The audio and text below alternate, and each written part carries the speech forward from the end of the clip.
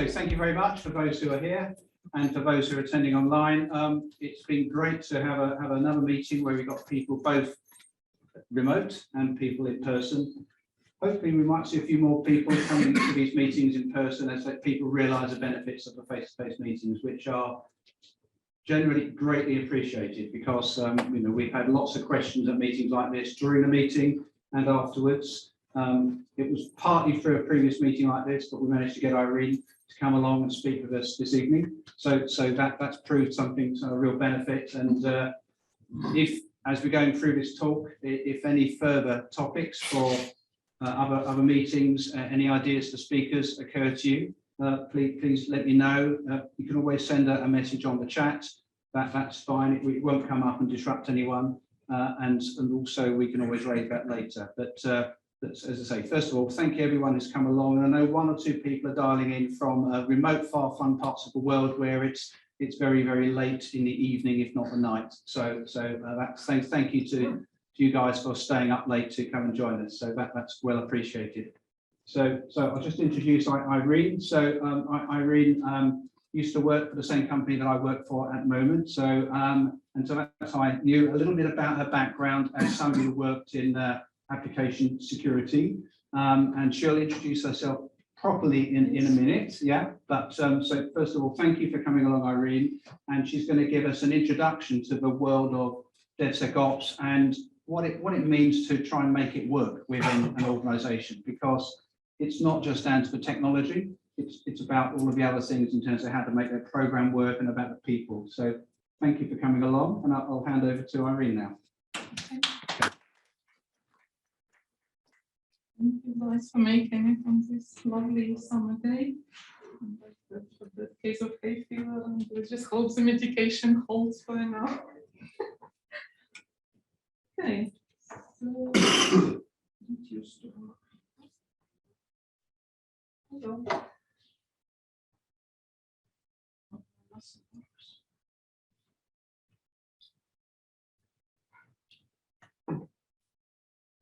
Control the presentation.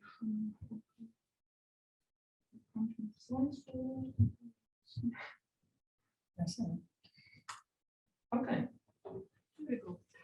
So that's me. I started as a software developer back then, and those of you who've done software development for a long time, I'm sure you've noticed, the more you get into more senior roles, the more you become responsible for the process side of things, how your team does software development.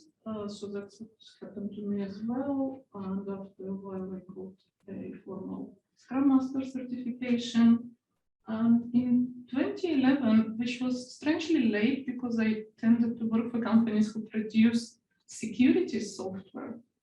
And only after a while we became aware that our own development lifecycle also needs to be secure. So in 2011, I became part of a large transformation to secure development. And it was very exciting and interesting, and I decided I want to do it full-time for other companies as well. So I moved to a security consultancy, I picked a bit of interesting on the way, but mostly I was working on application security side of things, development lifecycles, secure architectures, threat modeling, all of that. And from last year, I'm working full-time in in-house application security role. And I find that all these strands are actually useful in what they do, because DevSecOps, as we all know, it's not only about tools, a lot of it is about culture and how we work together with developers and how we make it all basically work together and make sure that security is by design and not a last moment panic pre-release.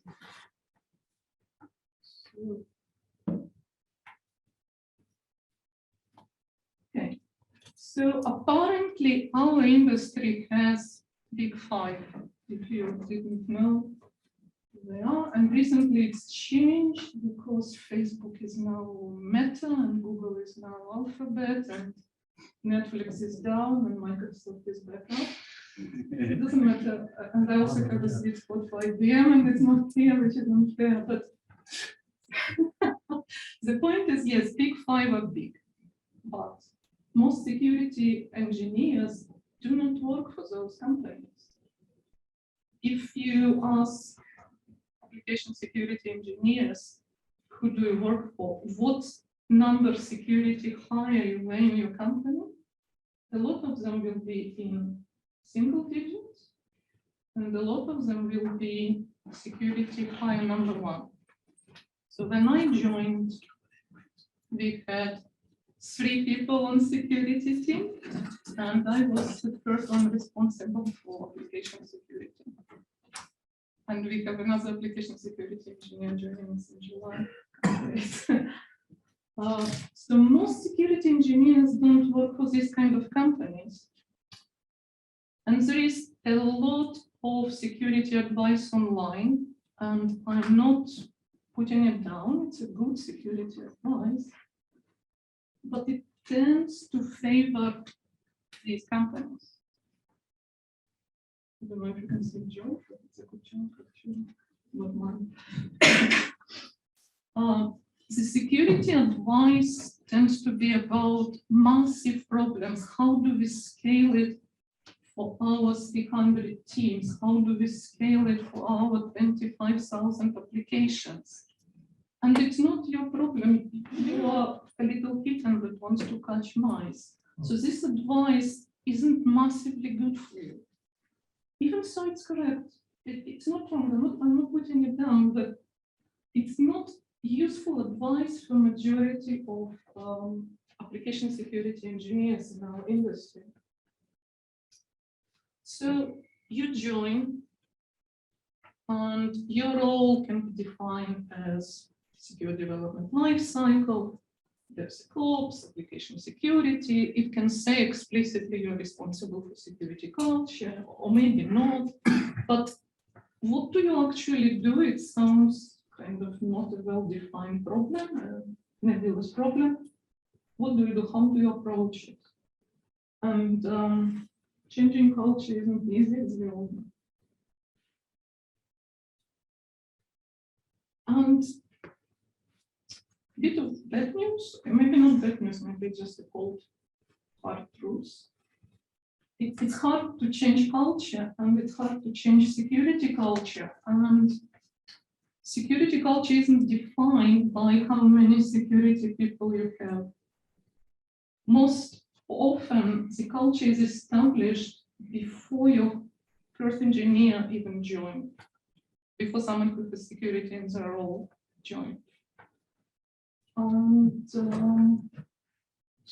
this is true for all the sort of horizontal properties, right? Your software will not become more reliable if you hire a reliability engineer. It will be as reliable as every engineer cares about reliability, performance, quality in general. This is true for security as well. And teams that cares about security and values about security will achieve better outcomes than team with identical tools that doesn't care. This is what it means that DevSecOps is more than just about tools. So what it means for us, we can't wait to hire security team. Security needs to be established before you even hire someone. But that's not a very constructive advice, right?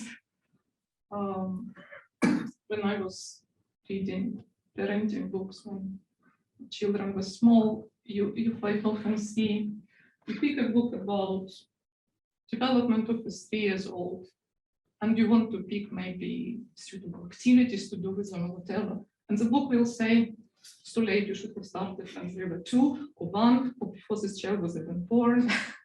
And it was very frustrating. So with jobs and with companies, it's better than that, because we can actually understand a lot before we join.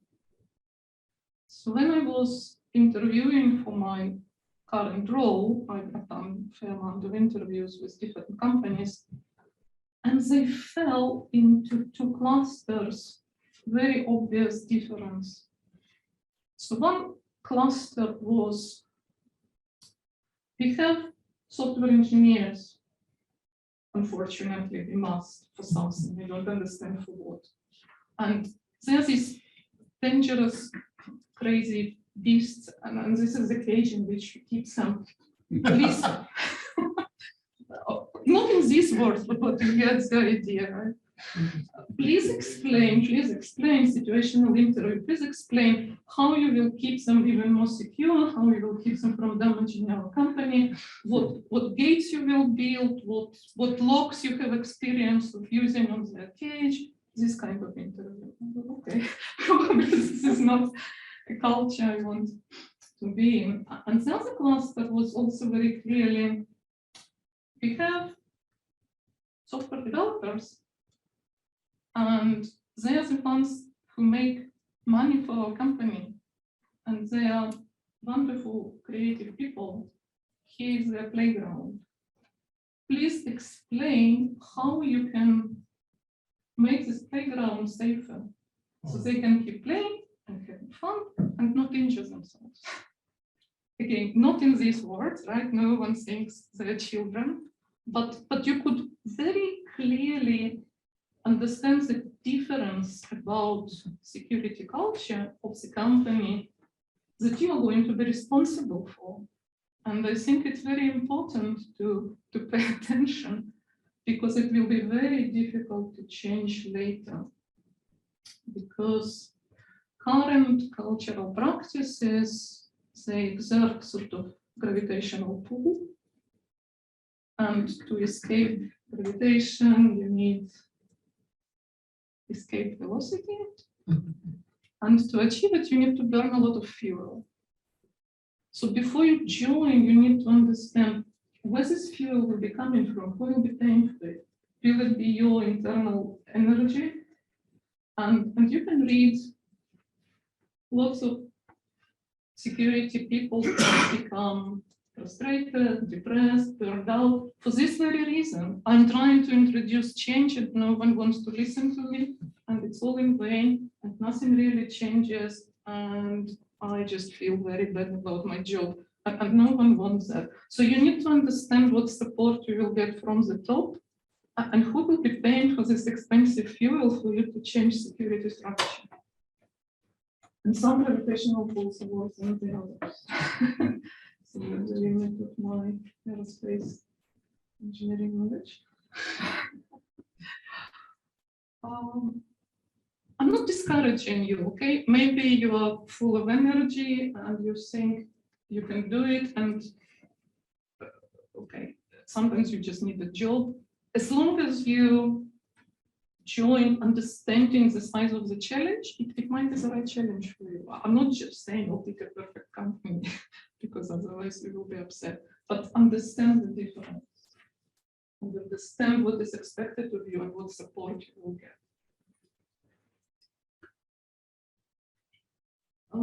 So the company I've joined is Neo4j, which is a graph database company. And graph database, it's not a SQL database, it has a different language for interacting with it. So I hope it's sort of self-explanatory. It describes nodes and relationships. And this is the language I described principles on which our security team will interact with engineering organization. Should you go and grab these principles? No, because you need to adapt to the existing engineering culture. That was the whole point. You cannot have separate security culture that's separate from general engineering culture. They have too much. So this is what we have. As I said, don't grab them, you need your own, but let's go through them because I think they are instructive. So the first one says, security team trusts that engineering teams want to do the right thing, which means when I'm looking at some feature or change, I don't need to worry that someone deliberately wants to do something wrong in terms of cutting corners or whatever. People may still do the wrong thing because they didn't know any better, but I trust that the intention is good and it makes life much easier. The second one, the second one says engineering teams are closer to the business context, which is absolutely true. They're the ones that work with product managers. They're the ones that get to hear from the real user requirements. They just are closer to the business context and to the decisions that influence how money is made. And I have to appreciate this fact. I have to understand that their trade-offs will be better than what I imagine is the right trade-off. And one of our values is user success, and this principle of interaction really fits into user success.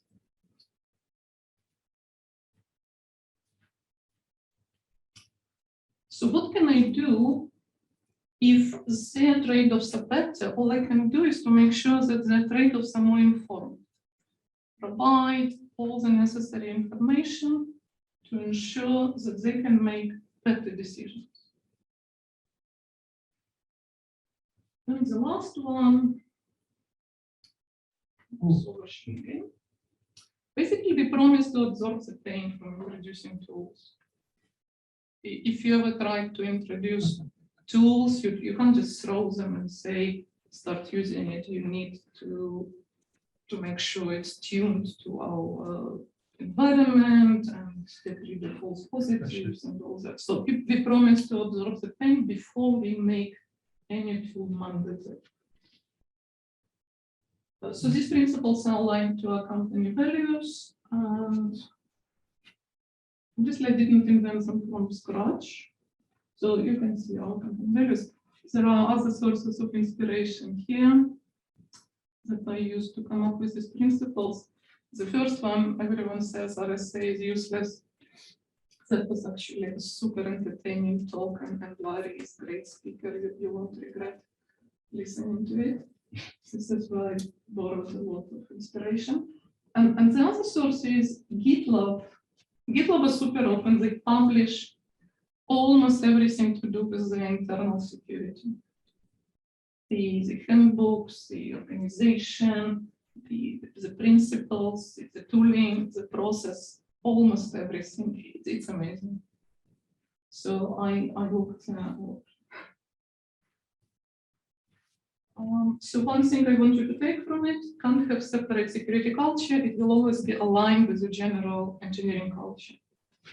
So we will share the slides with all the useful links, right? Does it mean that security team should always sit within engineering? Not necessarily. Obviously, there are different ways to organize this structure. And here's another source that I really like called team topologies. This is a language that allows you to talk about how different teams interact with each other. So team topologies is a whole separate language, and there is a really good talk by Mario and Manuel. They put it to security teams specifically. And one thing to take from it, so stream-aligned teams are our development teams, and they are the teams that earn money.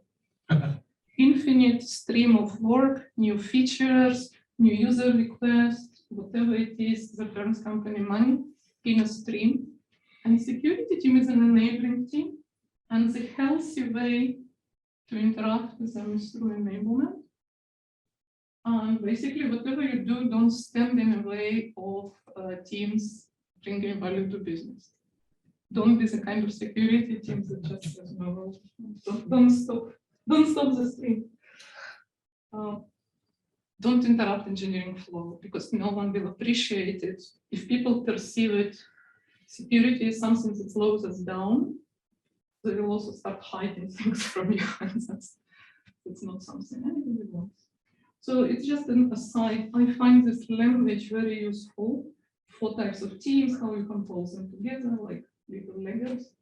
And you can figure out what works for you. Sometimes security team sits inside engineering, sometimes it sits outside. There isn't one right composition, but there are lots of pros and cons to really.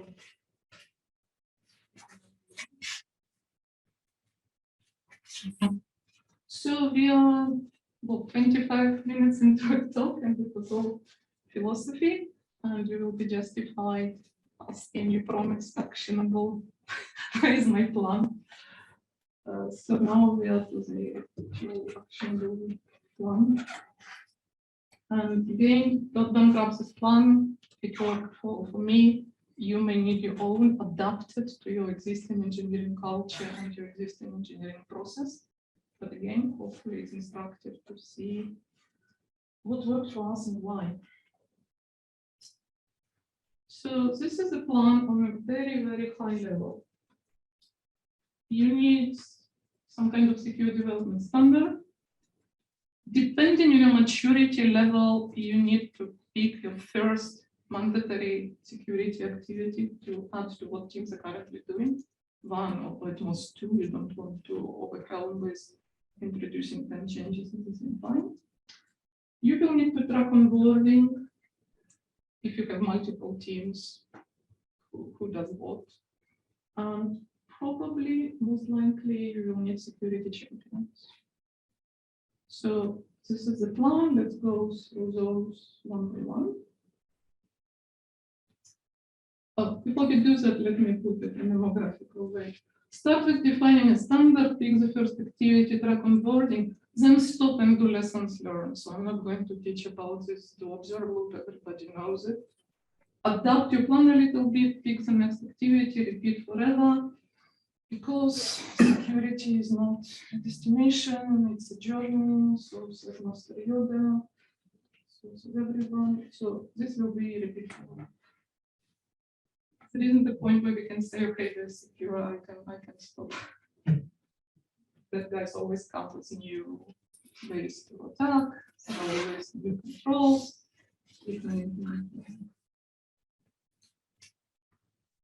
So, okay, before we go one by one, DevSecOps. You are used to see the infinity loop of DevSecOps, right? There is my infinity loop.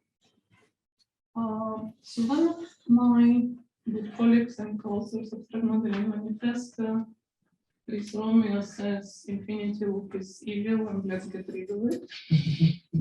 I'll give you a link, very, very good blog to read. Maybe I won't take it that far, but maybe we can have a better infinity loop. And this is the one I saw recently and I really like. So this is from Chris. He goes 12 fails of DevSecOps culture. Super entertaining. One of them is the infinite loop, but it's really, really obviously life. And the other one is a blog from which I grabbed this.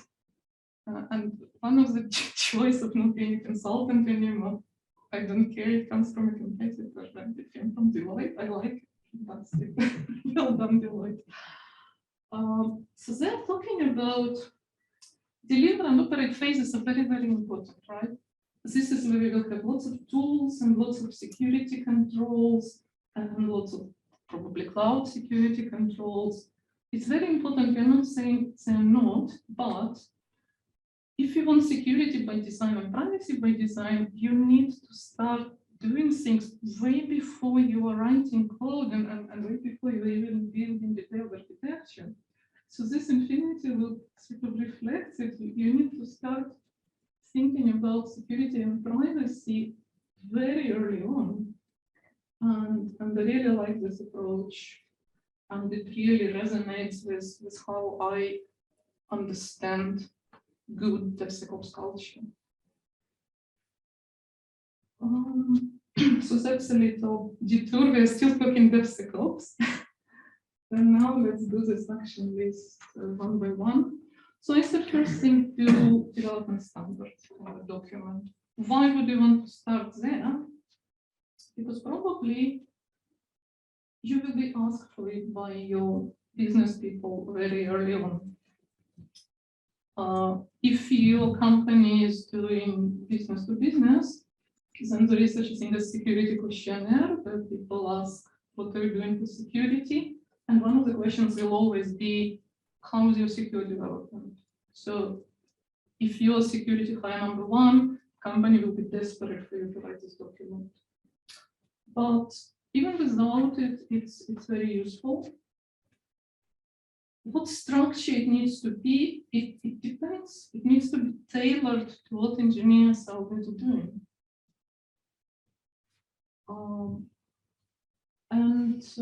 How deep it needs to be, keep mandatory bits short, so make it friendly for people who want to find about a very specific bit. Say I'm doing QA, what does my security team want from me specifically in this phase? Make it very easy to look up what I'm doing here, and don't start with tons of mandatory activities because I want to. But also allow in-depth reading, because some people will be genuinely very interested and they will want to go deeper, and they will be your security champions sooner or later. So give them something to go deeper and learn and to understand. And also, in any case, don't make it Encyclopedia Britannica, because it will be your job to maintain it up to date. So aligned to your development process, I'm not kidding, I spent the first months on my job just basically talking to everyone, all the development teams, all the PMs, documentation, everyone who is involved in getting software from idea to life, to understand how the process works for them, understand current process, and only then you can come up with a good ways to secure it that will actually not interfere with the flow of value. You can't just grab random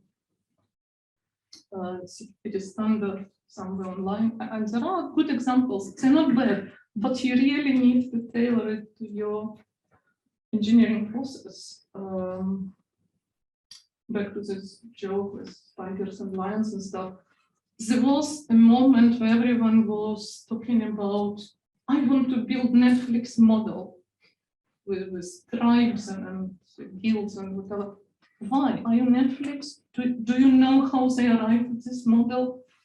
Do you know that they're not making massive changes to it right when you're building the previous version? It's like cargo cult, right? Making something based on external observations, not understanding how it works internally. It's never a good idea. You need to build your own secure development based on your own engineering processes and technology stack and all sorts of variables that good people online just won't understand the specifics enough to give you a good standard. The first step, build this. Second step, pick your first activity, and which one to do first, that's not an easy question. It depends on your existing maturity, on your compliance obligations, on all sorts of things. And we have lots of options, frameworks, maturity models, and the choice is massive. So, for example, BC, 122 activities, open source, sort of 30 activities on 3 levels of maturity, DSOM, which is maturity model specific for DevSecOps. Also, a amount of activities, and there is this playbook that I really like. It's sort of related to DSOM. Controls. This is the visualization of this last playbook. Again, the choice is massive. Where to start really depends on your current situation. What worked for us was an activity called security prompt. This is why I read about it. It really resonated. So what it is, it's centered about it's centered around units of work of your organization. So it can be stories, tasks, whatever you use, whatever is a unit of work. So for each story, the team that starts working on it should ask themselves, what can a malicious user do with the functionality that they couldn't do before? And how we can prevent that? It's very simple. So it's an easy ask from your team.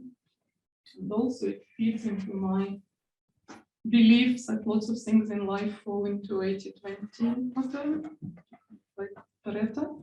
So for 80% of the stories, the answer will be nothing. This functionality doesn't give a malicious user any new ways to attack us, so we don't need to do anything here. And for the remaining 20%, yes, you will need to dig deeper. Okay, let me give you an example of how the security prompt works. And actually, it's a joke that I've read. If you can guess the punchline, then you're ready to the security prompt. So the story goes, a lady phones a hairdressing salon and she says, I have an appointment tomorrow, I need to cancel.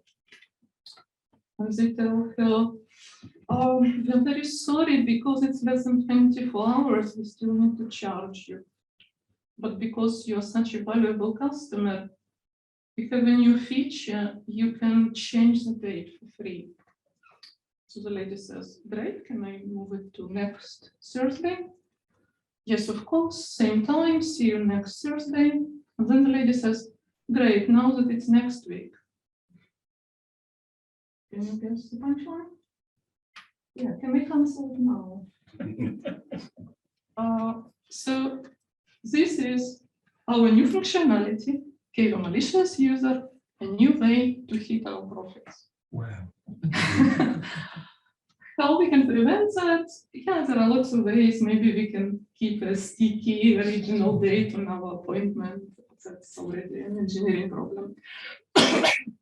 But essentially, this is what we want from our teams. When you work on a new feature, think what it gives a potential attacker that we didn't have before. So not only it fits into my Pareto thing, it also fits into, I was talking a lot in various conferences about doing incremental threat modeling. When people start threat modeling, they overwhelmed, they go, we must threat model everything, we never done it before. It's a system that's been in development for years, how do we do it? And I was teaching them how to focus on the new and changing stuff. So that's probably one of the reasons I like this security prompt, because it does that. It lets you say, yes, we may have security data in our existing stuff, but at least we are focusing now on not making it worse. And it's always easier to repay a debt that is not growing all the time. So we went with this activity first. Example, again, specific to us. How did we explain it to teams, how we put it in the document? So how can a user abuse it? 3 outcomes. First, we think they can't, nothing to see here, which is legitimate, put it in Trello. We are using Trello, everybody else is using Jira, doesn't matter. If you think the user can do something, again, capture it, we will come back to it in our second flow. And the third outcome, which is again perfectly legitimate, we have no idea, can security team help us? And then we will come and help, and we will do threat modeling together or something. So if we found something, how we can prevent it, again, 3 outcomes. We can implement extra control. Okay, let's capture this decision. We can redesign the feature to eliminate the threat. How we will test it? How we will know that the threat really isn't realistic after we've implemented it? Let's think about it now. And the third outcome, again, we don't know, please help, which is also perfectly fine. does your engineering team normally has acceptance criteria? Does it have definition of done? If they do, it makes it quite natural to tie this activity to their definition of done. And if they don't, that's a very good feature to introduce. Strong definition of done leads to better quality all around. So this worked for us. Again, you will have to adapt to the reality. How it's automated. Again, you don't need this horrible Trello scripts. I now know more about Trello automation than I ever wanted to. That doesn't matter.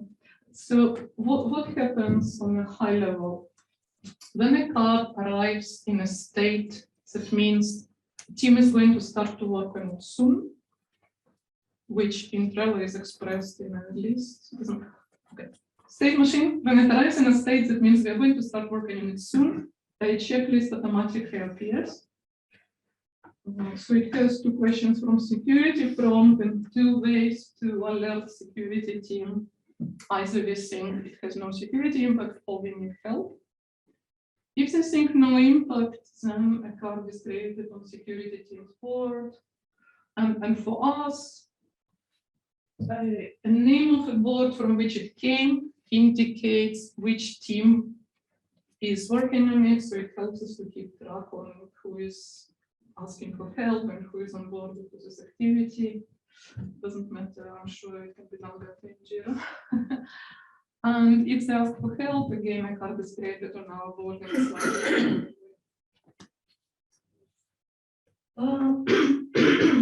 So for no impact, I started with looking at each card that was landing in our board. And very quickly, I moved from looking at each card to sampling, because teams very quickly learned to judge it right, even better than I expected, because I usually expect 80-20 and it was better than that. So by torturing Trello a bit more, I could get the weekly report out of it. So let's look at the typical weekend of February.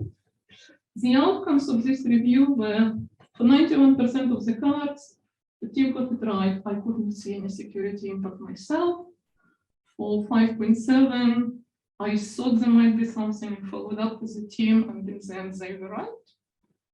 And only for whatever is left, actually we found some security impact. So that was end of February. By end of March, it was even better. And I think in April, I was very confident that I can move to sampling. So I'm not looking at every card when the team says no security impact. I only look at the interesting ones. If the card says we are getting rid of authentication because who needs authentication, then yes, I will go on. But maybe I'm reaching that practice, because everyone says security reviews don't work, they don't scale. If you read this blog, it explains very well why it doesn't scale and why you shouldn't do it. And instead, you should be doing secure design patterns, which is true. But I'm in a learning mode. I can't start building patterns until I know which problems teams repeatedly come upon. And if I just come and start building patterns for everything, that will be very much like premature optimization. I don't know what they need. So recently we actually saw a case, the same problem came up twice, which means actually, yes, we need to build a secure pattern instead of keeping this idea of we will review it and we will give ad hoc advice.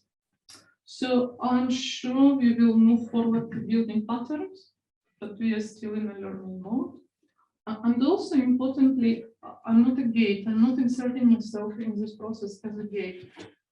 If team said no security impact, they don't need to wait for me to approve it. They move forward with their development as before. If I had the time to look at it in time and came with them with concerns, great, but they were not obliged to wait for me. This is why I'm not worried so much about scaling yet, but I'm sure it's all correct and we will move to a different model. But for starting the DevSecOps journey, I found this works pretty well.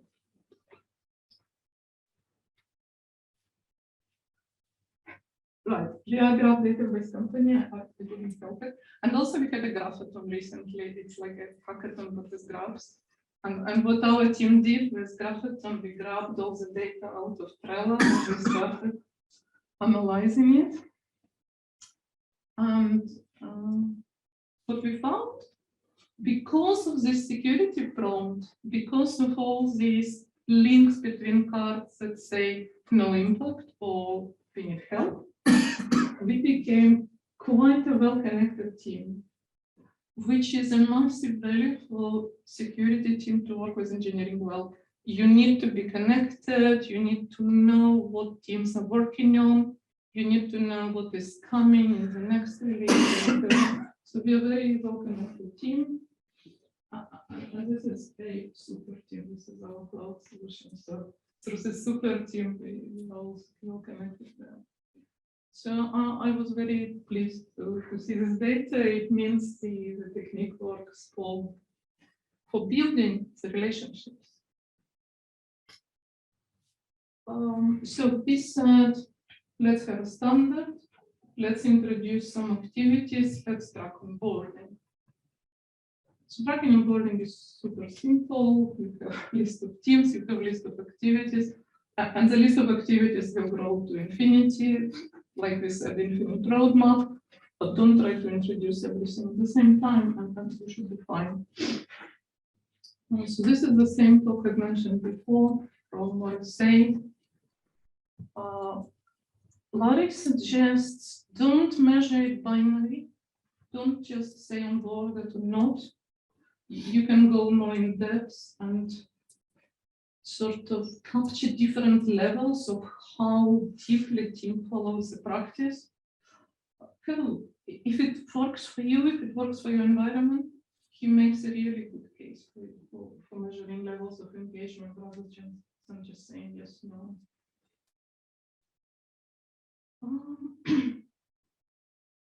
And the last bit, security champions, again, is a whole separate topic.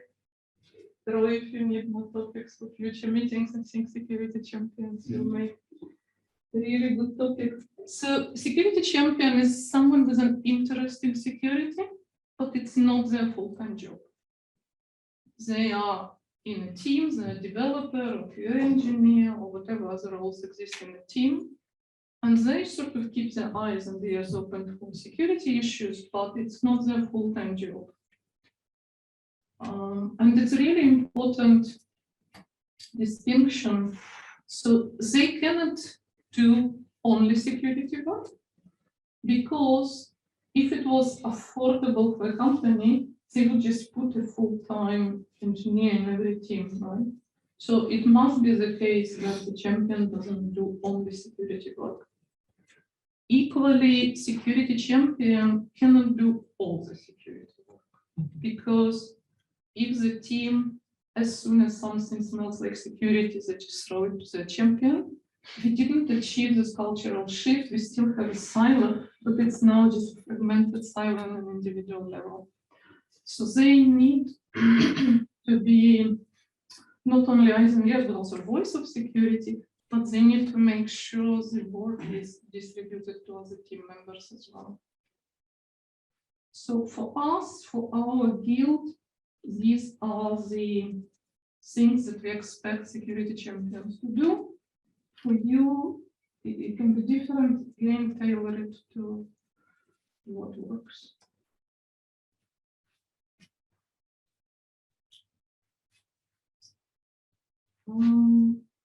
So to reiterate, this is a high-level list. It worked for us pretty well up to now, but every time you learn and you change your plan for the next thing and you adapt, But as starting DevSecOps journey, I can say to this point that I really recommend this approach. So we're doing pretty well for time. Let me tell you more of my favorite stuff. The one on top is my number one resource. It's a weekly newsletter. And Clean reads everything there is to read on application security. And he listens to all the conference talks. And he provides these really great summaries. So this is my number one resource. Most of the things I learned from somehow from Linux. Security champions, the two links, pretty good. There is lots more. Like, it's not like culture where I said this advice is too abstract. There is really good practical advice how to build the security champion skill. The next one is a blog on DevSecOps in general. The one that I also really like. The CloudSec docs, it's a high quality, high fidelity collection of articles and writing structured by topics. So you can pick a couple of topics that interest you, like AppSec or whatever, and follow it. It's not like one of these infinite repos that just covers all the garbage. It's really high quality and well structured. And team topologies for security I mentioned, and the last one is threat modeling manifesto, just because I think it's an incredibly useful security activity, and also because I participated in writing it. So this is my favorite stuff, as I said, and I've used most of this to come up with our security program so far. So do we have any questions here? Hello, yes. I just wondered, the security champion you say is kind of like the person that doesn't do security all the time. Do you think that's better than having a dedicated security person in part-time instead of a security champion who just does bits of security? I don't know if it's better or worse. I guess they get more engrossed and they know more about what's going on. Have you seen a setup where the company formalizes where it says you will do security part-time and because I haven't seen such a formalized setup in practice. But then on some projects where it's like you might be here 2 days a week, for example.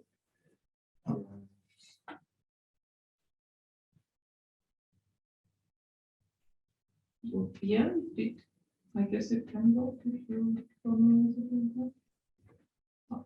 I don't know if it's better or worse, but I think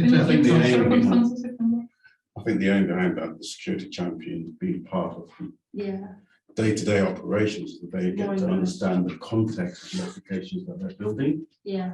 But they also then can switch and security hat effectively then to share or to actually educate, the engineers into helping make the code much more secure. And they can do it actually in the context of knowing a little bit about the operations and the applications. Part of that team.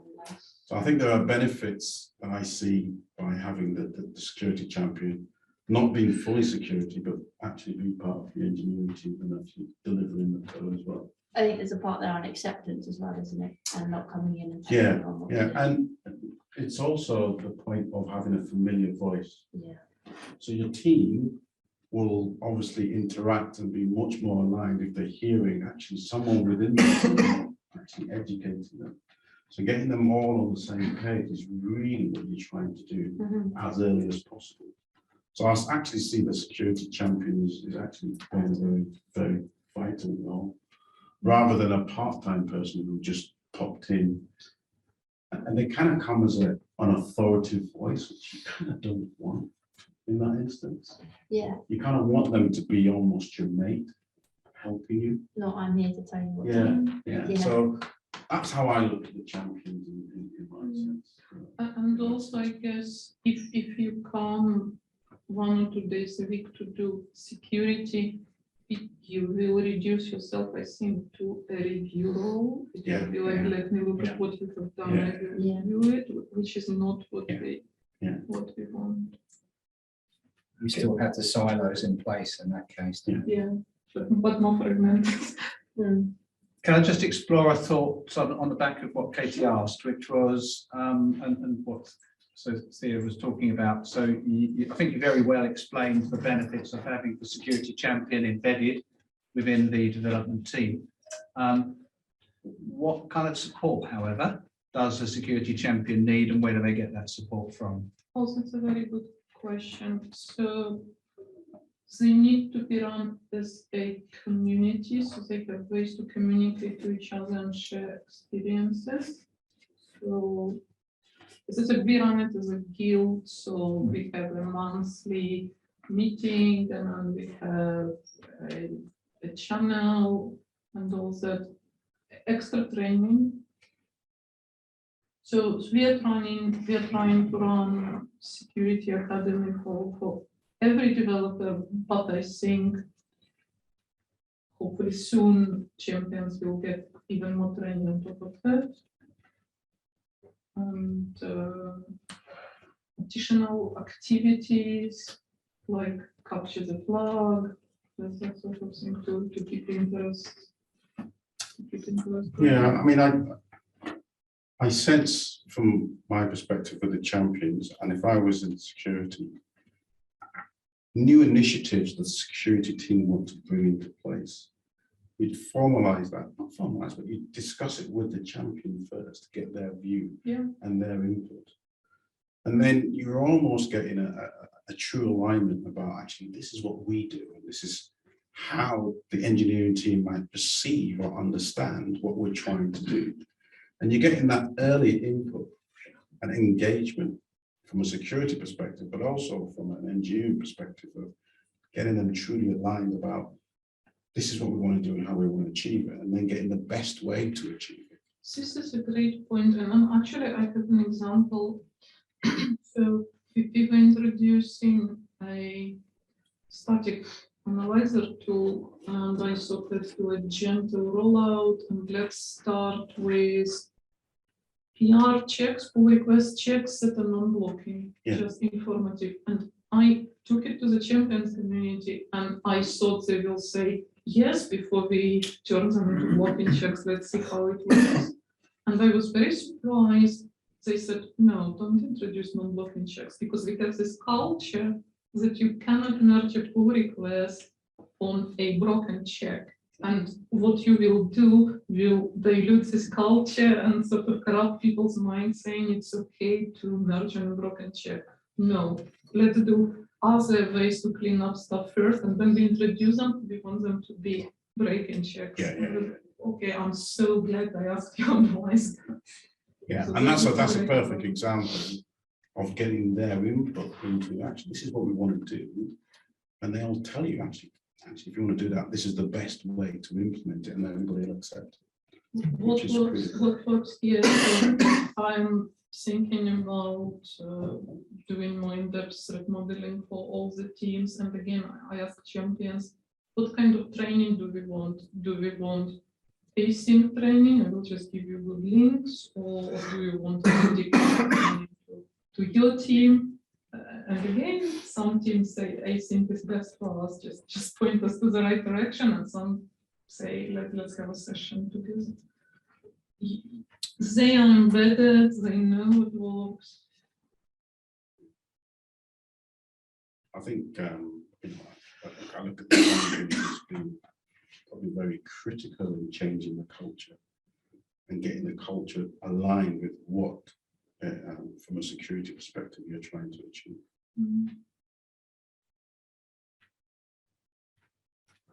Okay, is there anything else on people in the room? No questions online, Ruth. I haven't seen any. Well, there were two questions online that I'll raise. So one of them was a point by James Easter, who said the malicious user and abuse is just the mirror of an entrepreneur. The threat could also be seen by development teams as new features when used safely. Do you want to comment on that? Does that make any sense? Yeah, it does make sense. Yeah. Okay, so that's a good point. So thank you, James. Thank you for your point there. And Alberta had a slightly different question, which was how could somebody start if they're interested in a career in DevOps or DevSecOps? So you can transition from development if that's where you currently are. So maybe that's a good place to start. Yeah, well, the question is if you're not currently in development, that's a very long road. Maybe there is a more direct way to. So some people move from pen testing, like when I was working for a pen testing company, Mhm. lots of guys started as pen testers and moved to DevSecOps. So that's also one. So there's different routes. Yeah, Yeah. I'm sure. I'm sure you can move from cloud security. If you start as cloud security engineer, you can move into DevSecOps if that's more interesting. Okay, so it could be from a development background or it could be from a security background. It doesn't necessarily matter. Yeah. Okay, a different question, which is about the use of formal methods. Has either this group or have you come across this, Irene, where people have been using formal methods for security and seen any pros or cons? I've seen formal methods used mostly in the world of embedded Mhm. software systems, for medical devices, for automotive, that sort of thing. Yeah, I've seen formal methods used. And when you've seen that used, has it been helpful? And if so, how has it helped? And if it's not been so good, what have been some of the issues and challenges? From a security point of view. I think rather- they use it because they must for compliance. So, Okay. and some industries have very strict standards on subset of language they're allowed to use. So they must have tools that will allow them to speak to that. Okay, I had a couple of questions that I noted Sure. as you were going through. So you were talking a little bit about some of the different methods, and you talked about your method where you were asking people to say what could go wrong, how could somebody abuse this particular function that's being built. What kind of help have you found you can provide to people if they're lacking in imagination? They just can't think of the bad things because the code is in front of them. They can see it's doing what they want. Yeah, and they just can't get their brain thinking outside the box to think of the bad things. Have you found any useful techniques to help people think about what could be done but the bad? Oh, absolutely. So there are gamification techniques. Mhm. In threat modeling, there is elevation of privilege card game. So you can sit as a team and play this game, and it helps to come with scenarios. Mhm. Another thing that helps is if developers are working in terms of user stories, it may help to build a persona of an evil user, and then it also brings it more to life. What do they want? Why would they go after our stuff? And what they could achieve? And sometimes, especially in a cloud environment, people think nothing valuable in our application layer, but through vulnerabilities in your application layer, an attacker can start stealing your underlying cloud resources. So they want your CPU cycles for Bitcoin or whatever, and they want your disk space and they want your bandwidth. So even if your application is truly not valuable, still the vulnerabilities in it will let people to go after something they consider valuable. Okay, so I think one of the key points you mentioned there was thinking about what might be the motivation. Yeah. Because if there is no strong motivation, then the risk, you could argue, is not so high. So thinking of what the motivations might be. So if you're working on a financial application, then the motivation is going to be fraud of some sort. Yeah, yeah. So it's just getting people thinking around what might the motivation be, and it's not as simple as that, clearly. Yeah. Yeah. I'm not a big believer in spending too much on attacker motivations. If you really can come up with something in this kind of quick brainstorming, maybe do a more formalized threat modeling approach, and then you go in a structured way through all of the data flows and you see, can spoofing happen here, something happen here, and this really helps, because it's very difficult to guess. I'll give you an example. There was a big story. A person got caught and they got fired from internet provider because they created an elaborate fraud to steal somebody's Instagram handle, because it was one of the early adopters and they had a really cool Instagram handle. Yeah. Like, to me, if you told me that would be somebody's motivation to risk their job, but it was a real story and it happened. And they committed a really complicated fraud to bypass two-factor authentication and whatnot, because apparently it's a very valuable resource, a cool Instagram handle. So yeah, go figure.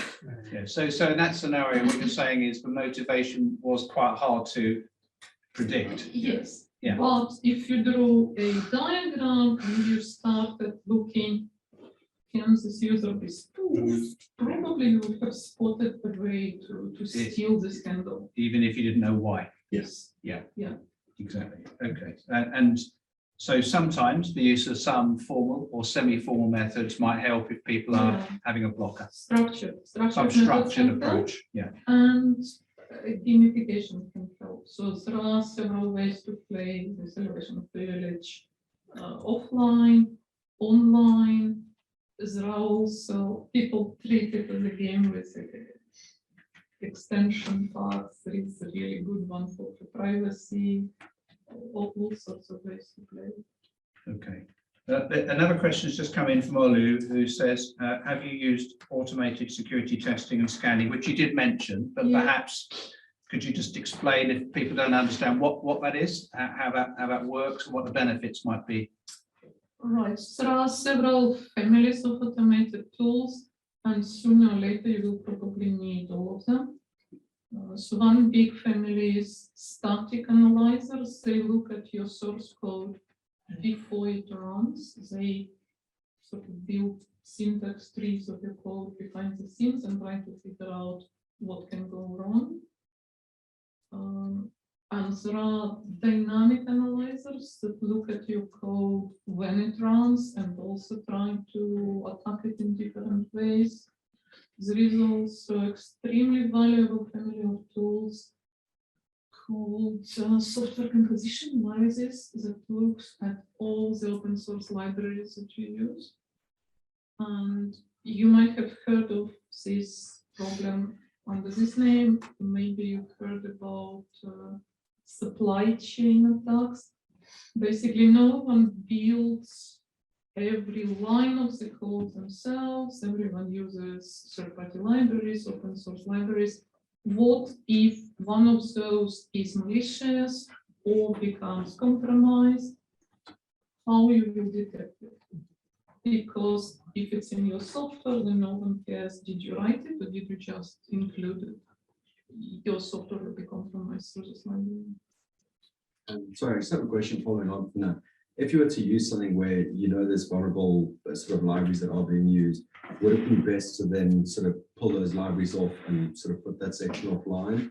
Or would it be best to sort of contact the original developers and sort of discuss with them what would be the recommendation on that? Like if you're using a third party that's then, you know, the big vulnerability has been discovered within their systems. So a great example recently was Log4j. I don't know if it's got any association with your 4J, but this It was. also means for Java, it probably started as the same. So Log4j was an open source library that was written 10 years ago by a couple of guys and put out into the world, and it became fundamental to so many systems, both people who were developing in-house and who were building third-party apps for business to business.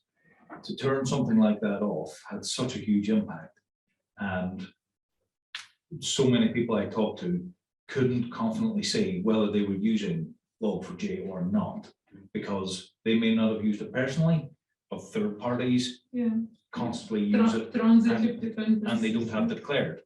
But it's the risk you take with open source. You are adopting someone else's software or code that may never be supported, updated, or maintained. And there's a follow-up to that, because 3-4 months afterwards, you were getting close to spenders declaring identical vulnerabilities. That's that's because some of the dependencies within Log4j are actually utilised elsewhere within other open source components. so says the man from Solartype who were exemplars in the field. We know that 33% of downloads of Log4j today, you can go on a dashboard, you can look, they're still downloading the vulnerable versions of Log4j.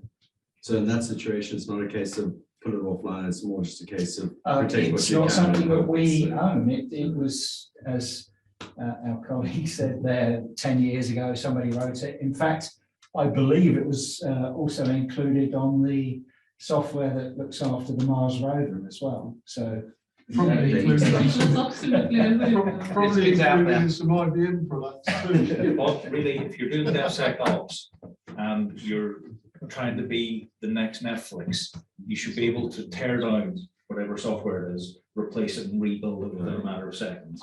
But no one is there yet. That's the utopia. But for the majority of us, you have to identify it and then go through a large process of testing and remediation. Just turning things off is unlikely, and you just run at risk. Big chaos with the monkeys running it. Okay, we got one more question, but I'm going to see whether Irene can answer. Do you want to just read it out so people? Yeah. Thinking about this from an evolution from DevOps to DevSecOps, how would that pan out where you don't have so much day-to-day with development teams? The honest answer is it's very difficult. If you don't have day-to-day with development teams, then how much DevSecOps you really have, because it talks essentially about integrated culture, no silos. The development team is responsible for feature from inception to going live, and also you have security all the way along the road. So if you don't have this good contact with development teams, again, you will turn yourself into a gate. You've done something here, can I look at it, can I tell you? I'm not sure you can do genuinely DevSecOps if you don't have this natural interaction with development teams. And maybe it's better not to try, because if you can't do a real DevSecOps instead of doing a fake one, maybe figure out a good way of how you can do it with handovers and controls and whatever. Yeah, I think that's a really, really big issue. A lot of software nowadays is actually being developed outside of the organization. Yes. And I think this verification of you taking ownership of that, I don't think you can control via a contract anymore. The scope, and you're open for sort of insider threats in those instances is very wide. And I think that there is a gap, and I don't have the answer of how we close that gap, but we're seeing now a lot of firms, a lot of organizations outsourcing the development of their software, and the mechanisms in terms of getting the verification that actually this is the right software, it's got no lack of vulnerabilities on that. I think it's very difficult for organizations. Yeah. And what will be your first question? Say you want to outsource your software development to a vendor like that. The first question will be, show me your secure development standard. Yeah. This is where I said it will probably be your first task on the So- job, because everyone will want to see it. But I think there's an element.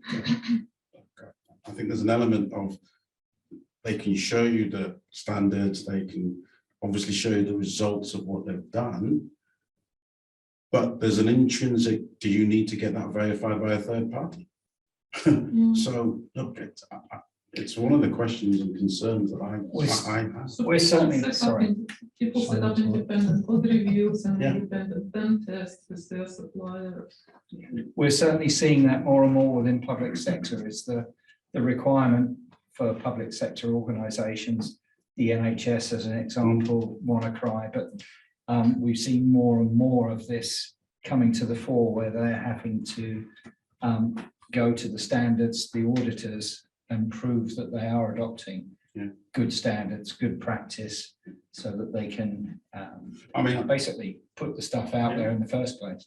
I think that works really well in the selection of a vendor. So actually, before we get into a contract, let's open your books, tell me what you do, how you do it. I think that's really great in the beginning. But as you know, over time, things change. And how do you know that this is what they do in reality? Do they uphold to that? And even in a simple case like open source library, it can be very reliable library that's been used by everyone for 10 years, started with someone well known in industry, and then they lose interest and someone steals their GitHub account and makes it vulnerable, which also happened recently to some kind of famous piece of software that a lot of things depended on. Okay, so thank you for the questions in the room. Thank you for the questions online. There was one final one, but I think it's a little bit off topic. I'll raise it to see whether you want to give a thought to it, which was about is anyone worried about quantum safe security at this stage? And I just feel it's slightly off the topic of what we're talking about tonight. Joachim, is it you? This was from Olu. So, did you want to comment on that?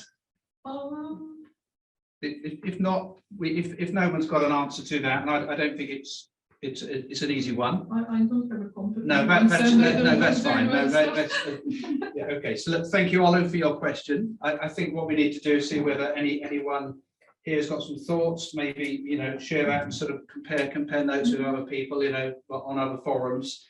And so I'm just going to say thank you very much anyway for people raising the questions online. Thank you for the questions in the room. That's been great.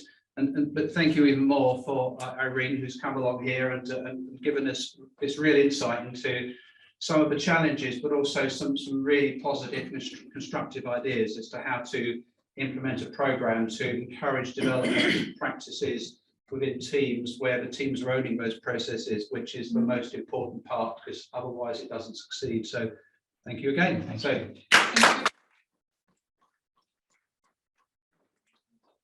Share the deck with all the useful links. Yeah, thank you the links are great. So thank you very much for the links.